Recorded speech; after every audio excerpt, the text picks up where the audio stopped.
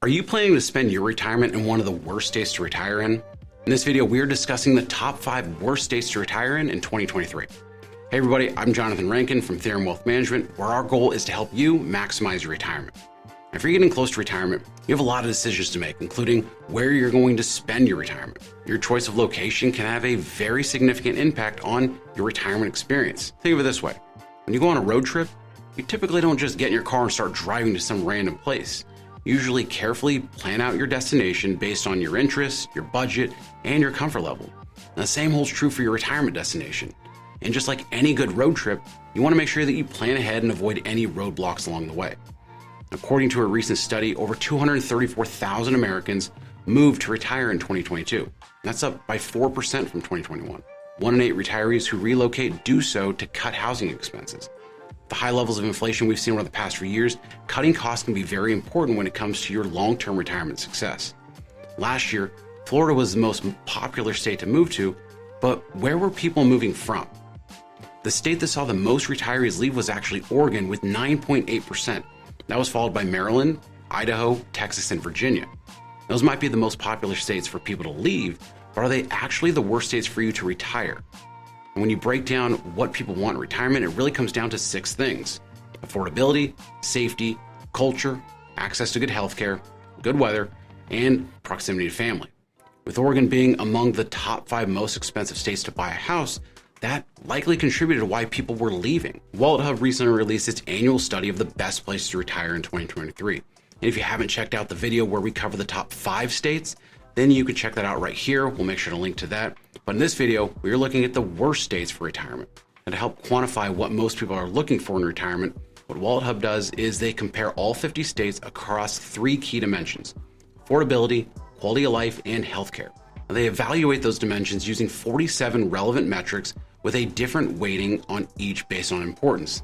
Now, each metric is graded on a 100-point scale with a score of 100 representing the most favorable conditions for retirement.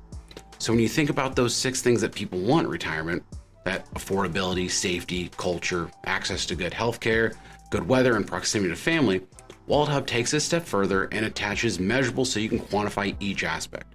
Taking a closer look at each dimension, the affordability dimension accounts for 40 total points and includes factors such as adjusted cost of living, tax friendliness, the annual cost of in-home services, and the share of population age 65 and older who cannot afford a doctor visit. And for quality of life, 30 total points were used to evaluate factors like the share of population that's over 65, the elderly friendly labor market, access to public transportation, and the mildness of the weather. Finally, healthcare with 30 total points consider factors such as the percentage of residents who were fully vaccinated against COVID-19, family medicine physicians per capita, and the share of geriatricians required to meet the estimated need. Each state was given a score based on the weighted average of all the metrics, and the final ranking was determined by the overall scores. Now, the state that had the lowest score and 2023's worst state to retire to was Kentucky. That was followed by New Jersey, Mississippi, Oklahoma, and New York. And when we compare that to the states that people are actually leaving, which were Oregon, Maryland, Idaho, Texas, and Virginia, not one of those states were in the bottom 5 in the WalletHub study. Based on the metrics in the WalletHub study, Oregon ranks 38th, Maryland is the lowest in this group at 42, Idaho actually ranks in the top 10 at number 9, Texas comes in at number 39, and most interesting is that Virginia actually ranks in the top 5 best places to retire. But to find out which spot in the top 5, make sure you check out our other video about the top 5 best places to retire. As with any study like this, it is important to dig into what the methodology is. That is why there's a big difference between metrics and reality of what people are actually doing. That's because the study weights factors in a way that may not be how you would rank them in importance. For example, in the WalletHub study, when you actually dig into the metrics that contribute to that healthcare score, that accounts for 30% of the overall total, the highest weighted metrics are things like the percent of residents who are fully vaccinated against COVID, family medicine physicians per capita, the share of geriatricians required to meet the estimated need, and top-rated geriatric hospitals. Now, you might look at all these factors that are listed here and assign a completely different weighting to each category, and that can change the entire outcome of the study. That's why it's important to understand the metrics behind the study before you make any big decisions based on the headlines, because what might be important to you may not be what's being measured in studies like this. So before you make any big moves, write down what matters to you most.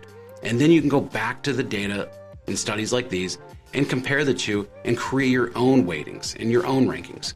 Now, if you are planning on retiring, one of the biggest questions I get is whether or not $1 million is enough to retire on. So to find out, make sure you check out this video here, and I will see you there.